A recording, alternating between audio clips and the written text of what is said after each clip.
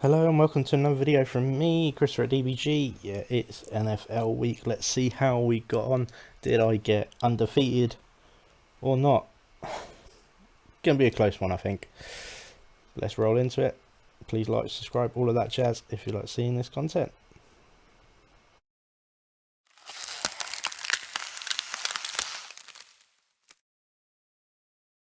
So week 4. Oh, it was a close game. It was close. And I want to add, I was incredibly lucky. Let's just put it out there. There's no way I should have won. I think at one stage I had 2 players remaining. And we'll explain those 2 players in a minute. And I was on 14% chance, and I think it even went down to 6 at some point. And then suddenly it went to, I was so close. But yeah, 1 point in it gave me the win. I'm 4-0. I'm the only one undefeated in the league. I think that will change, and I'll explain why in a minute. So 116 to me and 115 to Badlands. Let's look at the teams. So first of all, Burrow doing what he's supposed to be. Hurts not doing what he's supposed to be. Jonathan Taylor seems to be doing what he's supposed to be doing this year by getting under points and coming off of an injury. See how it goes. He's definitely out for week 5. So if you've got him on Thursday night's game or tonight's game in my case, then remove him from your list and try and find someone quick. Austin Eckler bouncing back to the RB2 that he almost deserves to be, 32 points, scoring a trio of touchdowns. Chubb smashing it like always. Robson so touchdown dependent in the moment, didn't quite work. One of the players that needed to play, Debo, 23 points, smashed it. Diggs not doing what he's supposed to do. Okay, Samuel arguably not doing what he's supposed to do, he went underachieving. Wilson, it's a bit hard to predict with Jets players in a moment. Should have listened to my gut and put my backup tight end Logan Thomas in because Schultz was coming off the first week of an injury, just wasn't really used. Goddard, 12 points, really good for him. McKenzie, 12 points for him. I think that's quite respectable, but to come off an injury, so it's worried there. DK Metcalf, 21 points. Could this be a thing coming forward? Don't know. Carr underperforming, unfortunately. Then Hunt not really doing much. He's a pure backup at the moment to Chubb. But 49ers defense, 22 points. That what's really clinched me the game. I was jumping at every sack, and when they scored the defensive touchdown, I was like, I'm in for a chance here. I'm gonna actually do it, and that's what pulled it off. To be fair, 1 point in it. Bills getting 8 points, respectable for a defense. On my bench, yeah, should have put Logan in. He got what he's predicted, but it is what it is. I don't think I should have listened to my gut, but I won. Let's take it as that. On the bench, though, TJ Hopkinson, I think that's bench of the week. 39 points. Detroit, it's hard to predict who's going to do what. Is that going to be in a thing, and is he going to be a tight end in the future? I don't know. He's got all the talent and all the potential around him, but the ball's been thrown around so much in Lions, you don't know who's going to get it. Let's go along. Temper. They got a scary team. 176 points. That is a big score. Let me know what your biggest score is coming in. And Trump at 92. But still had some respectable players in there scoring, just people underperforming. Everyone pretty much overperformed in this in some way. Murray becoming quite a good quarterback. Christian McCaffrey bounced back brilliant. Jacobs, they just ran that ball, and that's why the Carr was so low. He just ran around. Lamb, great to see as a Dallas player. Not great if this is not on my fantasy team. Marcus Brown, 20 points as well. It'll be interesting to know what happens when Hopkins comes back. Was it 1 or 2 weeks? I'm not sure. Hurts, again, playing really well. Cooper from a week doing really well to nothing. Goff, Well, like a QB1. I don't know what's happening. And Saints not really doing much to add. But Lamar Jackson, not what you expect from him. Henry coming back and doing really well. Gibson, not. Washington didn't really do much. Be interesting to know why Brian Johnson comes back, who's on my bench. Mike Williams having a good game. Davis, not what you expect. You sort of was expecting some breakout for him, but he is still playing with an injury, I believe. Mark Andrews, again, it's not what you expect. It's supposed to be a tight end one every week, not this week. Brown and Ayuk, 7 points. It's not really that great.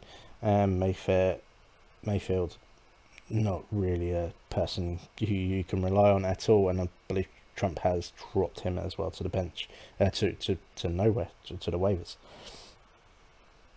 Let's see what's going on here. So bench wise, there wasn't really much that you could have done. I would have put Thielen in for Ayuk, but Ayuk saw more upside, I think. Gallup come back on first, couldn't really trust him. I'd have put Jimmy over Mayfield, but that wouldn't have made a difference anyway to the result. So it's one of those things. Tyler Higbee getting 17 points, good. Another drop by Gordon. I don't know what's going on there. Could he be a reliable backup at the moment as he suddenly boosts himself to RB1 status? But he's also got he's also fumble number 1 as well. So let's see. Birds, so Chip and Dan, 112, 156. It was a horrible injury, and it knocked quite a big effect on his team. So, two out injured. Jamal Williams out for the season. Soler doing well. Cooper Kupp doing well. Hill doing amazing. Dak Hurt, I don't know how that's going to work and with the backup QB for Miami. Daniel Waller, yeah, it's okay, 5 points. Marcus, 9 points, so you don't really know who he's passing to at Kansas. Anyway, Ryan Tannehill, 13 points, low end QB, respectively anyway.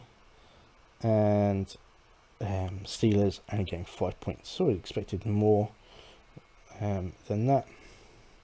Mahomes, you gotta think some good big scores and then suddenly nothing because of those injuries. And Holmes 23 points. Dobbins coming back at 23. Sanders coming back at 29. Don't know if that's going to expect. Chase 12 points more, 13. Swap at quarterback at Pitts, Steelers. So Pat coming in, it could be utilised more. Could be a really good tight end this year.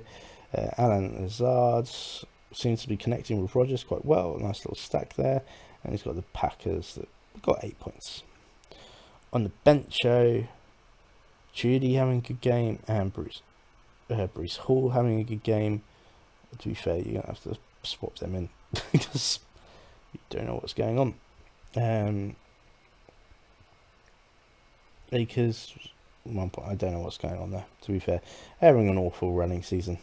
Is he running still with an injury, or I don't know. It was like a miracle bounce back, but clearly needed extra time. And everyone else just doing what they're doing, not really warranting a start. Dak, 127, respectable points, considering there's a lot of players I would not have been able to beat this week. And Rob Cannon was 173, big scores. So, Josh Allen doing well. Rodgers, I always want more than Rodgers than that. Barkley, can he keep it up as RB1 status at the moment? I think he's ranked 1 or 2 at the moment. Higgins had a great game. Romeo, good game for a rookie. Everett, great game for a tight end. Bateman, you sort of expect more, but then Lambeau doing really well. And Carson Wentz, well, didn't really have any production at all. And Chargers doing great with 8 points. On the other side, you look and go, okay, where's those points come? And it comes in later. Like Cousins, I sort of expect a better game from him, but got shut down quite well. Warren Stevenson seems to be a 50-50 split at the moment between him and Harris, so you don't know who's going to get it, but Harris seems to be getting the goal line production at the moment. Jeff Wilson, 13 points, but definitely seems to be more of a passing game at the moment at 49ers.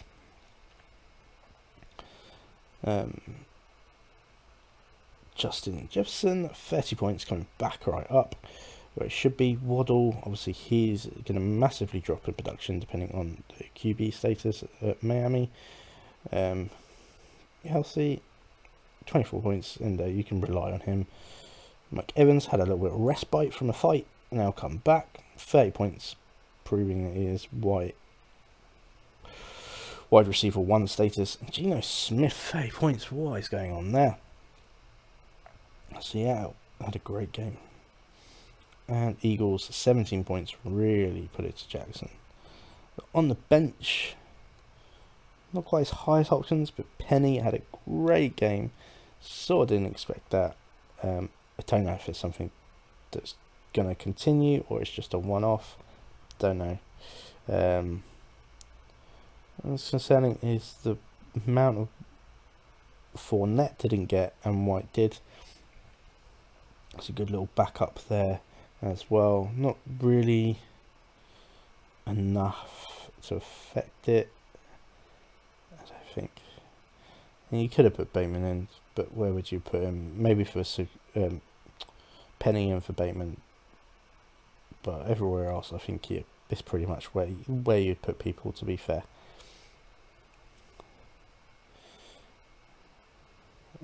Other bench, but from Matt Ryan scoring 18 points, you probably wouldn't start him above Cousins, but that's it. Not really massive amount of difference or effect on the game. Chicago, Alex and Jordan, Cleveland Steamers, 68 points, bit of a low score this week, and 104. So we'll see where we go from here. Well, Trevor Lawrence just didn't know how to throw a ball or keep a ball, so he's dropping points all over the place. Najee, the volume's there, but not really the goal line scores at the moment. Yeah, I don't know what's happening there. Herbert, really good for Chicago, stepping in for David Montgomery. Devon Adams, 19 points, getting there slowly. Pittman just wasn't a good day for Colts, so that's alright. And Kittle, yeah, don't come back if he's gonna score only 4 points. He's supposed to be, tight end 3 at least in rankings wise. Connor getting back, but not where you want a production. Matthew Stafford, they just had a appalling game, didn't they? He just got hit so much by 49ers. I can understand getting 6 points, and Broncos not really doing much. And got run over by Josh Jacobs, basically, for only 1 point. On the other hand, Wilson coming back. Is this a thing to happen, or is he still just shouting bravo, Denver country at people? Delvin Cook, 10 points. You want more? Fournette, 18 points. Really good.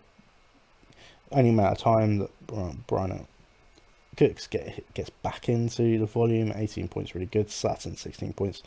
So expect those two. They're about points. Not much upside, but definitely a good floor. This is Gino, only 5 points.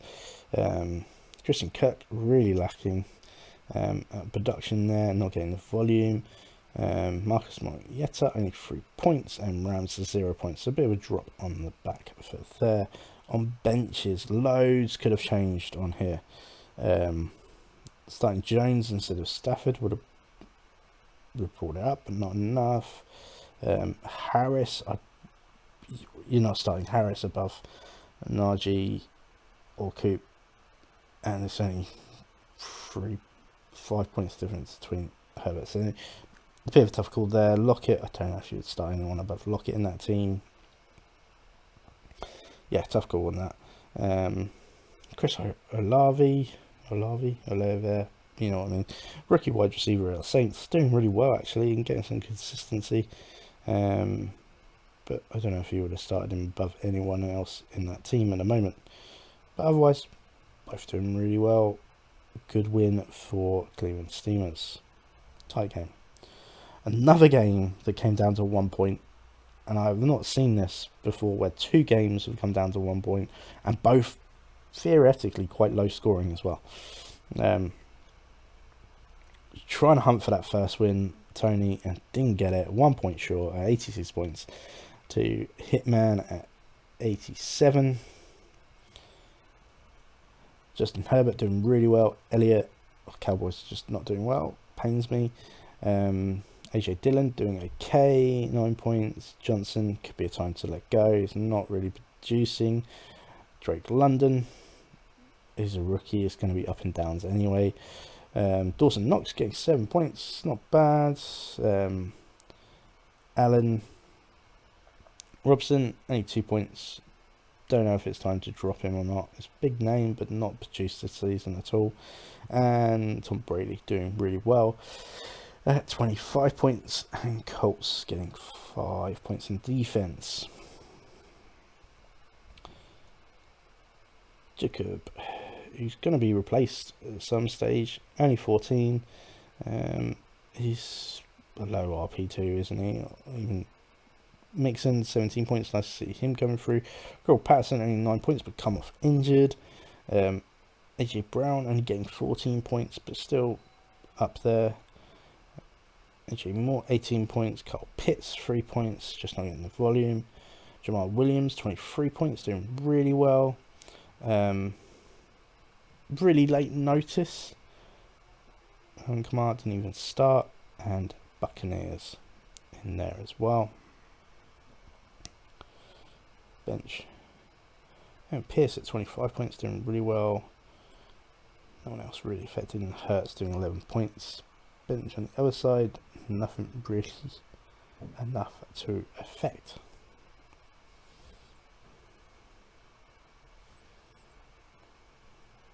So standings, it's quite a lot of changes.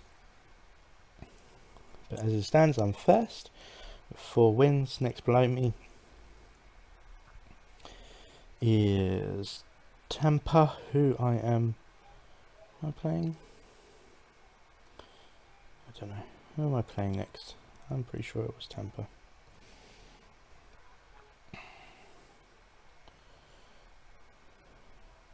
I'm playing Hitman, which I'm looking forward to, but we'll see how it goes. But Hitman is 3 wins as well. So we've got a lot of people with 3 wins. 4? Yeah, 4 with 3 wins. 1, 2, 3. 4 with 2 and 2.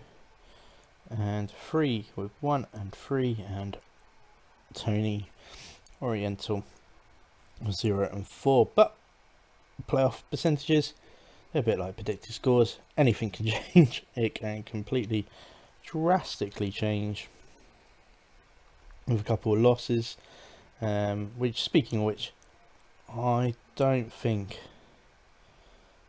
I'm going to be doing well this game,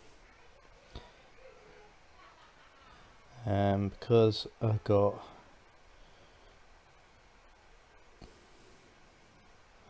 what is that? Some silly pop-up. Because I've got Graham Robson in at the moment. I have no idea who I'm going to put in. It's either that or Henderson. I don't really feel comfortable with him. I'm thinking of Isaac coming out for Boyd, depending on injuries to Higgins. Obviously Taylor's out, so big hit on there. Cam is questionable, so that could really help me.